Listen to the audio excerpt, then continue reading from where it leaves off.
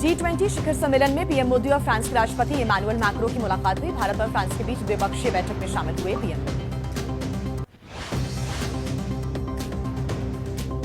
प्रधानमंत्री नरेंद्र मोदी ने G20 शिखर सम्मेलन के दौरान ब्रिटेन के प्रधानमंत्री कीर स्टारमर से की मुलाकात। भारत और ब्रिटेन के बीच द्विपक्षीय बैठक में शामिल हुए पीएम मोदी। ब्राजील में हो रहे शिखर सम्मेलन में प्रधानमंत्री नरेंद्र मोदी की इटली की प्रधानमंत्री से भी मुलाकात हुई। इटली की पीएम जॉर्जिया मेलोनी के साथ द्विपक्षीय बैठक।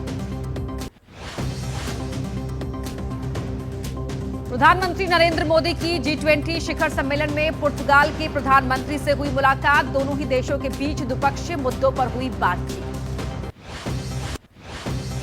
ब्राजील में शिखर सम्मेलन में प्रधानमंत्री नरेंद्र मोदी की कई और देशों के नेताओं के साथ बैठक हुई। नॉर्वे के प्रधानमंत्री जोनास गहर के साथ पीएम मोदी ने की द्विपक्षीय बैठक।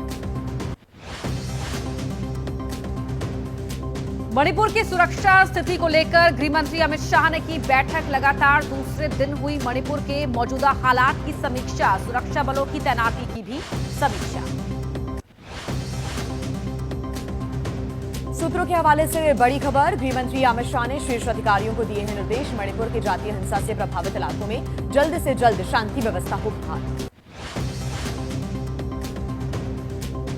मणिपुर के हालात को लेकर केंद्र सरकार का बड़ा फैसला। 50 अतिरिक्त कंपनियों को मणिपुर भेजे जाने का फैसला। मणिपुर में अब 27,000 अर्धसैनिक बलों की तैनाती। मणिपुर में हिंसा से प्रभावित 7 जिलों में इंटरनेट सेवा 20 नवंबर तक बंद। 16 नवंबर को शुरू हुई हिंसा सोमवार को भी जारी रही। 7 जिलों में स्कूल, कॉलेजेस और दूसरी संस्थाएं 20 नवंबर तक बंद। मणिपुर सरकार से समर्थन वापसी पर बोले एनपीपी के राष्ट्रीय उपाध्यक्ष युमनाम जॉय कुमार। कहा, सरकार ने उनके सुझावों पर नहीं किया अमल। कानून व्यवस्था संभालने में सरकार सक्षम नहीं। मणिपुर हिंसा के बहाने केंद्र सरकार को घेर रही है कांग्रेस। राहुल गांधी ने कहा, मणिपुर में जो हो रहा है वो पूरे देश को मालूम है, लेकिन पीएम आज तक मणिपुर नहीं गए। कोलकाता में कांग्रेस के कार्यकर्ताओं ने निकाला कैंडल मार्च। मणिपुर हिंसा को लेकर कैंडल मार्च निकाला गया। हिंसा प्रभावित इलाके में जल्द शांति बहाल किए जाने की मांग। अमेरिका में पकड़ा गया गैंगस्टर लॉरेंस बिश्नोई का भाई अनमोल। कैलिफोर्निया में हिरासत में लिया गया। सलमान के घर के बाहर फायरिंग और बाबा सिद्दीकी हत्याकांड समेत कई बड़े मामलों में आरोपी।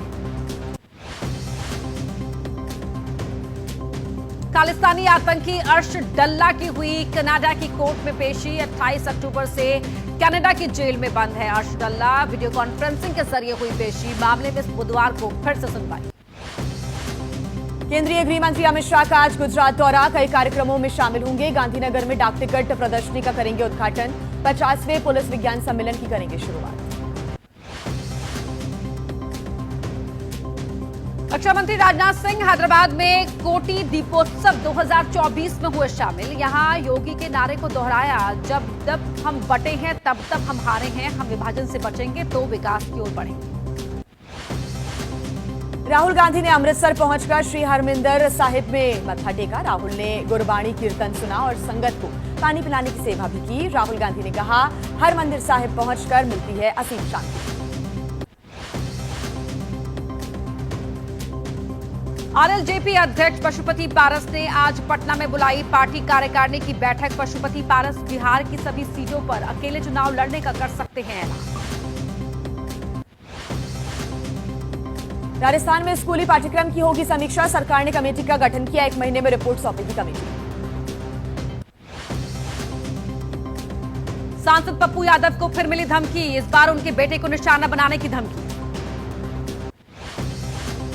असदुद्दीन ओवैसी की पार्टी एआईएमआईएम के यूपी चीफ शौकत अली का विवादित बयान। कहा, कावड़िए चिलम फूकते हैं, हुड़दंग मचाते हैं। अगर हम 2 मिनट सड़क पर नमाज पढ़ लें तो शोर मच जाता है। महाराष्ट्र में एनसीपी पवार गुट के नेता अनिल देशमुख पर हमला। नागपुर में कटोल इलाके में प्रचार के बाद लौटते वक्त की गई पत्थरबाजी।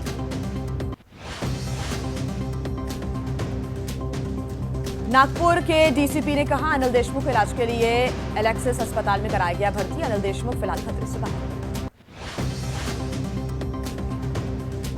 अपनी पार्टी के नेता अनिल देशमुख पर किए गए हमले की सुप्रिया सुले ने की निंदा। महाराष्ट्र कांग्रेस प्रदेश अध्यक्ष नाना पटोले ने भी किया अनिल देशमुख पर हमले की निंदा। चुनाव प्रचार के खत्म होते हुए खत्म होते ही हमले के बाद कानून व्यवस्था पर उन्होंने सवाल उठाए। शिवसेना उद्धव गुट के नेता संजय राउत ने भी की अनिल देशमुख पर हमले की निंदा। डिप्टी सीएम और गृह मंत्री देवेंद्र फडणवीस पर उठाए सवाल। आम आदमी पार्टी के राष्ट्रीय संयोजक अरविंद केजरीवाल ने अनिल देशमुख पर हमले की निंदा की। अरविंद केजरीवाल ने कहा, लोकतांत्रिक समाज में हिंसा की कोई जगह नहीं। महाराष्ट्र में वोटिंग से पहले हिंदू धर्म गुरुओं ने की अपील। कहा, जो सरकार हिंदूवादी हो और सनातन के लिए काम करे, लोग उसी के लिए करें मतदान। कांग्रेस नेता राहुल गांधी ने कहा, 2011 में यूपीए सरकार के दौरान जाति जनगणना को लागू न करना एक बड़ी गलती थी। झारखंड में इंडिया गठबंधन सरकार बनते ही जातिगत जनगणना कराएंगे। बीजेपी प्रवक्ता गौरव वल्लभ ने राहुल गांधी पर बोला हमला। कहा, जाति के आधार पर देश को बांटना चाहते हैं राहुल गांधी।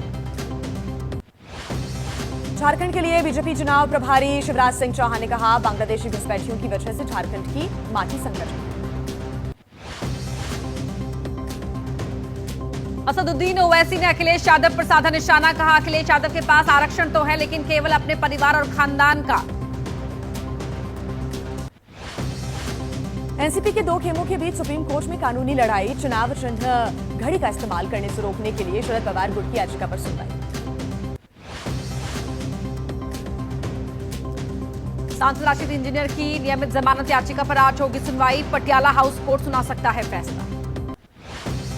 दिल्ली सरकार के पूर्व मंत्री सत्येंद्र जैन से जुड़ी मनी लॉन्ड्रिंग मामले में दिल्ली हाईकोर्ट में आज सुनवाई हुई। मथुरा श्री कृष्ण जन्मभूमि और शाही ईदगाह विवाद का मामला। याचिकाओं पर इलाहाबाद हाईकोर्ट में आज होगी सुनवाई। गुजरात के वडोदरा में आज पुलिस की मौजूदगी में बीजेपी नेता के बेटे की हत्या। पूर्व नगर सेवक के बेटे पर चाकू से अटैक किया।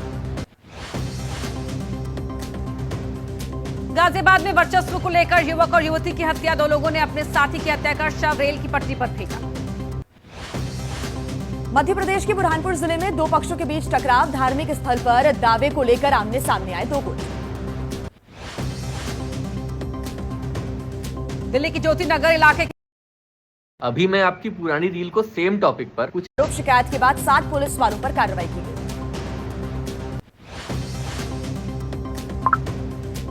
अहमदाबाद में युवक की हत्या को लेकर बवाल। लोगों ने किया पुलिस के खिलाफ प्रदर्शन। गाजियाबाद में वेव सिटी थाना क्षेत्र में डबल मर्डर। एक शख्स ने अपनी भाभी और 3 महीने की भतीजी की हत्या की। यूपी के मैनपुरी में दलित युवती की गला रेत कर हत्या। शव गांव के पास फेंक कर फरार हुए आरोपी। कुल्लू के ढालपुर में घास लेकर जा रही गाड़ी में लगी आग। देखते ही देखते पूरी गाड़ी जलकर खाक हो गई। चालक ने किस तरह कूदकर अपनी जान बचाई।